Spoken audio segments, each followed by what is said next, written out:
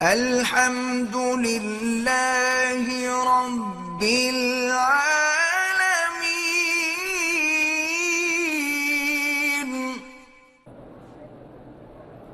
Leucorrhoea کی وجہ سے وضو بار بار ٹوٹ جائے، میں نے کل بھی عرض کیا تھا کہ آخری وضو کر کے وہ پیمپر وغیرہ باندھ لیں تاکہ مسجد بھی پاک رہے اور آپ نماز بھی پوری کر سکیں۔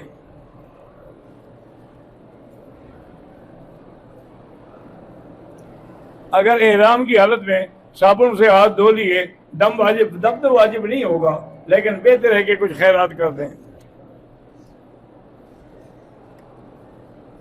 میں پاکستان سے آیا ہوں، میں نے شادی کی ہے، نکاح شرعی ہے، رجسٹر نہیں کرایا، کچھ مجبوریاں ہیں، گناہ تو نہیں ہے، لیکن قانون میں تو پھر آپ پھنس جائیں گے کہ کس کی عورت کو لے کے پھر رہے ہو، اس لیے رجسٹر تو کرائیں نا، کوئی ثبوت تو ہو نا نکاح کا۔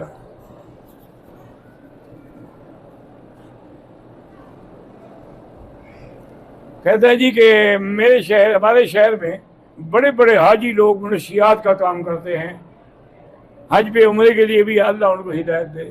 اللہ تو سب کے گناہ معاف کرتے ہیں اور سب کی نیکیاں قبول فرماتے ہیں، لیکن یہ بہت بڑی زیادتی ہے کہ آدمی حاجی بھی ہو اور منشیات بھی بیچتا ہو۔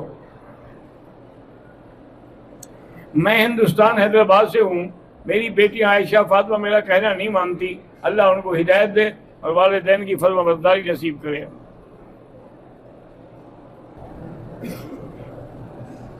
لڑکا لڑکی کی منگنی اور نکاح کر کے کئی سال کے لیے جہیز کی تیاری کرنے کے لیے جلد شادی نہیں کی جاتی، تو اس صورت میں اگر دونوں ملیں اور جماع بھی کر لیں اور حمل بھی ٹھہر جائے، اگر نکاح ہو گیا تھا تو پھر تو کوئی بات نہیں، بالکل بچہ جائز ہے۔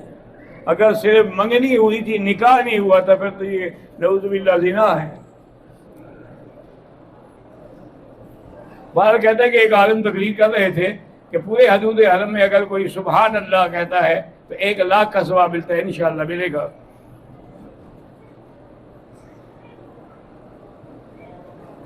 ہم طائف میں رہتے ہیں، جمعہ نماز کے لیے حرم شریف آتے ہیں، تو کیا ہم پہ یہ بھی لازم ہے کہ میقات سے آتے ہوئے احرام بند؟ بالکل، جب آئے تو احرام بند ہے، ورنہ وہیں مسجد ابن عباس میں جمعہ پڑھ رہے ہیں۔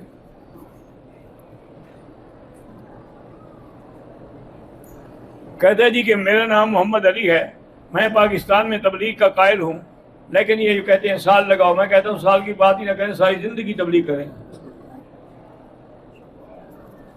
طائف سے مرحوم کے نام سے عمرہ کر سکتے ہیں؟ ہاں کر سکتے ہیں، طائف تو میقات ہے۔